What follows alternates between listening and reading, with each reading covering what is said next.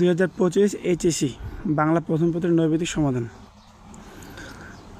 তোমাদের প্রথম প্রশ্নের উত্তর হলো স্পর্ধায় নিয়ে মাথা তোলবার ঝুঁকি। আর 2 নম্বর কোশ্চেন হলো এখানে চারবার মোহাম্মদনগরী জাহিল বলা হয় কেন, সেটা হলো পীরের মাজার ফেলে রাখার জন্য। বিলাসের করুণ পরিণতির জন্য দায়ী হলো 1 আর 2। আর অপরিচিত গল্পের কোন চরিত্রের উদ্দীপকের বক্তব্য সমর্থন করে, সেটা হলো অনুপম।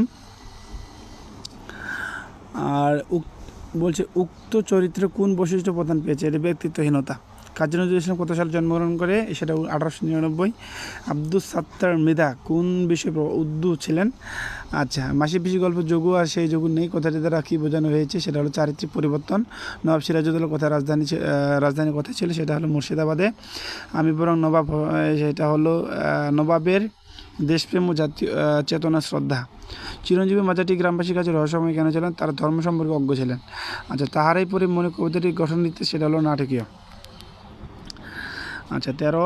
আর এ পাশে 14 হলো তাহারে পরে কবিতায় বসন্তীর বন্দনা গীত রচনা করতে বলেছেন কে, সেটা হলো কবির ভক্ত। আচ্ছা, অপরিচিত গল্পে কোন বয়সটা, এটা 27 বছর।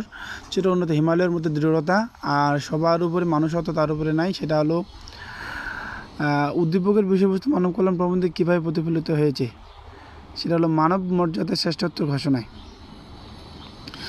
উদ্দীপক ও মানব কল্যাণ প্রবন্ধ যে দিক থেকে সাদৃশ্যপূর্ণ, সেটা হলো তোমার মুক্ত বৃদ্ধির সহায়তা, মা কল্যাণময় পৃথিবী, মর্যাদাপূর্ণ অবস্থায় মানুষের উত্তরণ ঘটনা, মানব মর্যাদা শ্রেষ্ঠত্ব ঘোষণা। এটা তিনটাই। আমার পথ প্রাবন্ধিক নিজের পরিচয় দিয়েছেন অভিশাপ রথের সারথি হিসেবে। কালস্রোতে মানুষের কোনো মূল্য নেই, সেখানে এটা হলো মূল্য নেই, এই বিষয়টিতে প্রতিফলিত হয়েছে নিচের কোন লাইনে, সেটা হলো একখানি ক্ষেত ছোট দেখে আমি চিনিবারে এখন, এটা হবে গ নাম্বার। এখন আমারে লহ করুণা করে। মৃত্যুঞ্জয়ের অমার্জনীয় অপরাধ বলতে কী বোঝানো, যে বিলাসের হাতে ভাত খাওয়া। আর এটা হলো কোন কাব্যগ্রন্থটি, আবু জাফর আবেদুল্লাহ রচিত বন্দি শিবির থেকে। আর এখানে উদ্দীপকের হামিদ লাল সালু উপন্যাসে মজিদ, এটা হলো এটা প্রতারণার ধর্মভীতি সরল, এই তিনটাই। উদ্দীপকের পারুলের সাথে লাল সালু কোন চরিত্রে, এটা হলো রহিমা। কানাই ও তার সহযোগীদের ভাববাচ্য অন্তর্নিহিত তাৎপর্য হলো মাসি পিসির প্রতিবাদের চেতনা। এখানে সোনার তৈরি কবিতায় সোনার দান বলতে কী বোঝায়, মানুষের সৃষ্ট কর্ম। 18 বছর বয়স, অহরহ উকিদে বিরাট দুঃসাহসেরা।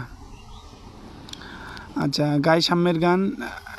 উদ্দীপকের ভাব প্রতিদান কবিতার কোন ভাবটিকে ধারণা করা হয়েছে, সাম্যবাদ, এটা সাম্যবাদ হবে।